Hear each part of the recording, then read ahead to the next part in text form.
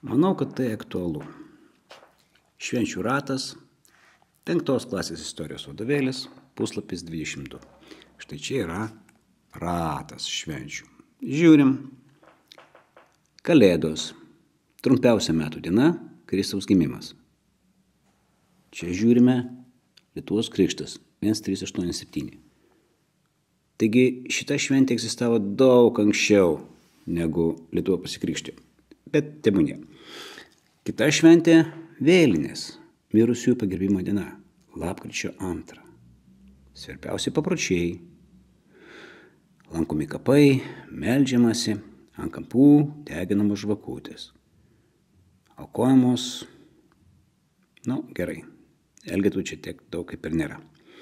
Kas ten toliau pas mus? Toliau pas mus yra užgavėnės, žiemos išvarymas, vasario mėnesį. Sulauksim ir vasario. Ir rasos, ilgiausia metų diena, birželio 24. Praktiškai joninės. Beveik per mano gimtadienį. Tai, sakyčiau, turėti vadovėlį švenčių ratą, tik nereikia akcentuoti Kristaus. Viskas gerai su juom. Bet tik šventės atsirado anksčiau.